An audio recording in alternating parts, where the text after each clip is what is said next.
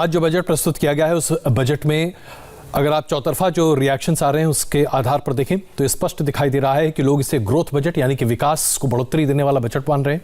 लोग ये मान रहे हैं कि इस बजट से न सिर्फ तरक्की ज़्यादा होगी बल्कि सबसे बड़ी बात यह है कि हेल्थ सेक्टर में सरकार ने अपने खर्चे को 123% बढ़ाया है, जो कि अपने आप में बहुत बड़ी बात है। इसके बारे में लगातार चर्चाएं हो रही थी कि भारत में हेल्थ सेक्टर में सबसे कम खर्च किया जाता है जीडीपी के रेशियो के अनुपात में, लेकिन अब जो स्थिति है वो काफी बेहतर पहले से होती हुई दिखाई दे रही है। शहनवाज हुसैन साहब हमारे साथ हैं, आलोक शर्मा जी हमारे साथ हैं, दिलीप चेरियन जी और अशोक झा जी इस वक्त हमारे साथ हैं। अशोक जी, मेरा पहला सवाल, हेल्थ सेक्टर में जिस तरह से बढ़ोतरी की बात कही जा रही है और जो ये खर्च है ये पूरे हेल्थ सेक्टर के लिए एक बहुत बड़ी तब्दीली लेकर सामने आएगा, ये आने वाले दिनों में इसका असर क्या होगा और आम लोगों तक इसका फायदा कैसे पहुंचेगा? नहीं, पहली बात तो ये है कि ये जो इंक्रीज किया है बजट हेल्थ सेक्टर का, ये बहुत ज़रूरी था, क्योंकि हमारा जो एक्सपेंडिचर हेल्थ का था पहले ये 1.3% जीडीपी का था।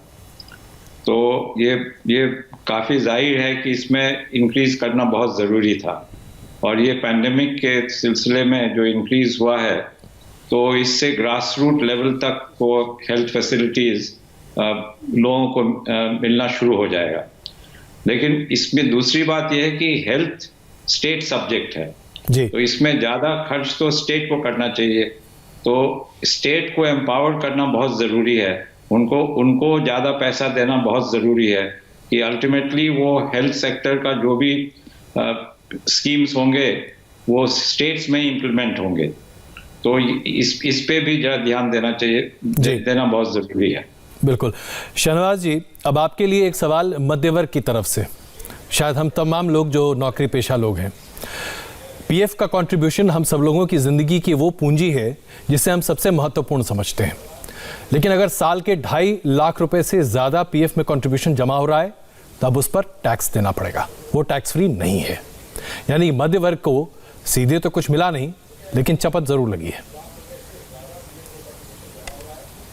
नहीं, तो उसको चपत नहीं कह सकते हैं। जैसे मैं मानता हूँ कि जो 2.5 लाख के ऊपर की बात है ये, उसके नीचे तो दिक्कत नहीं है, और जो और टैक्सेस लगाने थे वो तो कहीं से भी लगाने का काम सरकार ने नहीं किया है जी। तो मुझे लगता है कि जो सरकार खर्च कर रही, जैसे हेल्थ सेक्टर में आपने देखा कि हमने पिछली बार के मुकाबले में कितना ज़्यादा खर्च कर रहे हैं जी। तो उसका फ़ायदा भी मध्यम वर्गीय को भी होगा और उसका फ़ायदा जो गरीबी रेखा के नीचे उनको भी होगा। आप पहले जानते हैं कि जो अपने देश में आयुष्मान भारत करके एक स्कीम चल रही है, जो हर व्यक्ति आज कोई बीमार हो जाए तो उसे लगता है कि नहीं, उसकी फ़िक्र करने वाले प्रधानमंत्री हैं, उन्होंने कार्ड दिया है और वो इलाज को जाकर कहीं भी हॉस्पिटल में बड़ा से बड़ा ऑपरेशन, इसमें कहीं कोई दुविधा नहीं है, इसमें कोई दुविधा नहीं है। लेकिन देखिए,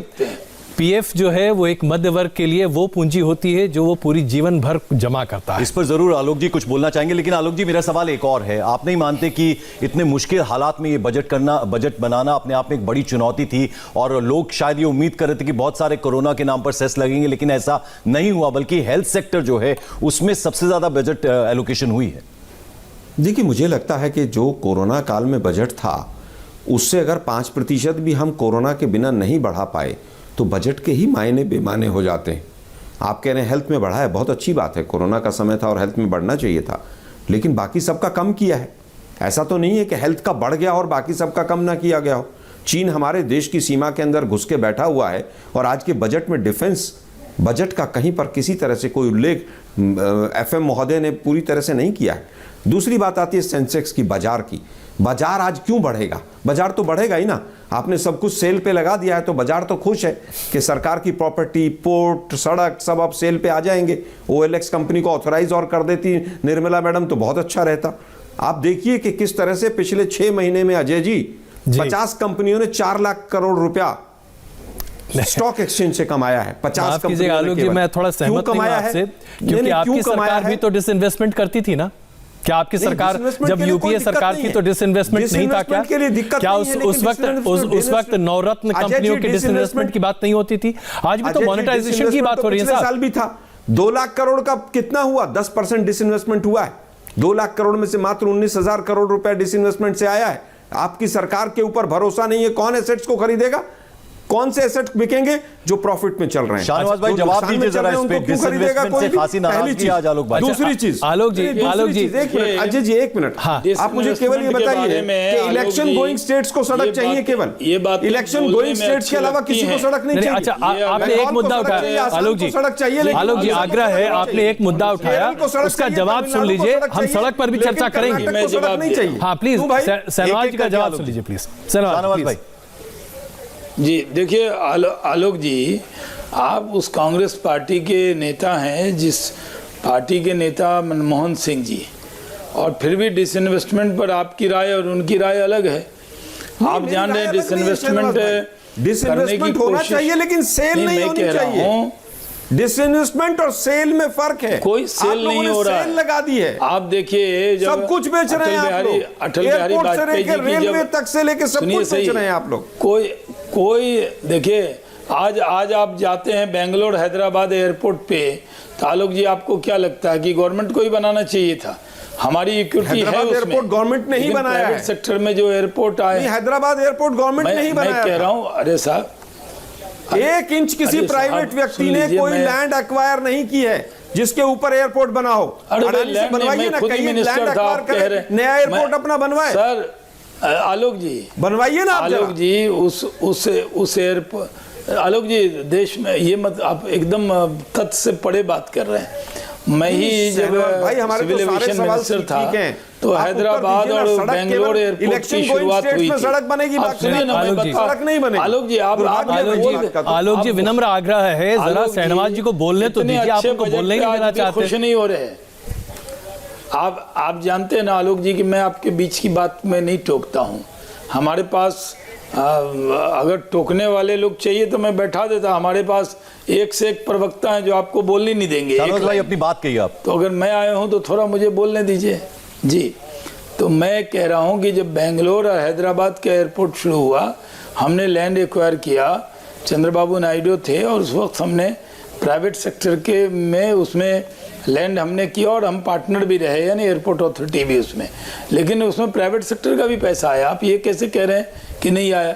जो भी एयरपोर्ट हो, रोड हो, आप इन सब चीज़ में जितना पैसा आएगा उससे रोज़गार बढ़ेगा, इन्वेस्टमेंट बढ़ेगा, तरक्की होगी। हम तरक्की के रास्ते पे देश को ले जाना चाहते हैं। दूसरी बात, आपने डिसइन्वेस्टमेंट की बात कही है। आप जानते हैं कि डिसइन्वेस्टमेंट होना चाहिए, ये राय तो आप लोग पहले भी कहते रहे कि ये सरकार डिसइन्वेस्टमेंट नहीं कर पा रही है। एयर इंडिया के बारे में था, जब मैं सिविल एविएशन मिनिस्टर था 2001 में, हमने कोशिश की और बिड भी हुआ, लेकिन टाटा ने फिर बिड, टाटा सिंगापुर ने नहीं लिया। आज एयर इंडिया की हालत क्या हो गई? सरकार पर एक वो सफ़ेद हाथी की तरह हो गया है। और उसी तरह जब होटल का डिसइन्वेस्टमेंट हुआ था तब भी लोग सवाल उठाते थे, इतने की जमीन, इतने की बिल्डिंग। चलिए शहनवाज भाई, आपने डिसइन्वेस्टमेंट पर बात की, अपना जवाब दिया है। तो एक बार दिलीप चेरिया साहब जरा आपके पास आना चाहूंगा मैं। एसेट्स मोनेटाइजेशन क्या है? आप एक मिनट आलोक जी, एक मिनट जरा, और भी मेहमान हैं उनके पास चले जाएं। दिलीप चेरियन साहब, मैं आऊंगा आलोक जी आपके पास, हम आएंगे। एक मिनट दिलीप चेरियन साहब, अगर आम लोगों की बात करें, इन्वेस्टर्स की बात करें, इंडस्ट्रीज की बात करें और इंफ्रास्ट्रक्चर डेवलपमेंट की बात करें, तो किस तरह का सकारात्मक बदलाव आता हुआ नजर आ रहा है ये जो बजट पेश किया गया उसको देखते हुए? देखिए, सकारात्मक चेंज तो है, और सबसे इंपॉर्टेंट चेंज ये है कि इस वक्त हम सिर्फ बाहर से जो पैसे आना है उसके ऊपर फोकस किया है। मुझे ये लगता है कि इसमें एक कॉन्फ्लिक्ट भी निकलेगा। कॉन्फ्लिक्ट ये है कि हमने साथ साथ जो इंपोर्ट ड्यूटीज की बढ़ाया है, लोग ये सोचेंगे कि इंडिया जो है एक प्रोटेक्शनिस्ट इकोनॉमी की तरफ जा रहे हैं, और हमारा छवि जो है वर्ल्ड में ये होगा कि हम सारे चीजों पे ड्यूटीज लगा के जैसे एक दीवार खड़ा कर रहे हैं कि आपके सामान हमारे अंदर ना आए। तो ये जो ड्यूटीज बढ़ाए हैं और हम वेलकम कर रहे हैं कि आप पैसे यहां लगाएं, तो मेरे ख्याल में इस वक्त जो ग्लोबल इकोनॉमी का माहौल जी। है वहां ये कॉन्ट्रडिक्शन जो है वो थोड़ा सा इस पर एक छोटी प्रतिक्रिया लेंगे शहनवाज इसका हुसैन इमेज से और ये समझेंगे कि क्या इसका वाकई में इमेज सरकार थोड़ा सा कॉन्फ्लिक्टिंग मुश्किल सिग्नल होगा। देने की कोशिश कर रही है। हम यहाँ पर एक छोटा सा ब्रेक लेते हैं और बारीकियों पर बजट की हम लगातार चर्चा कर रहे हैं।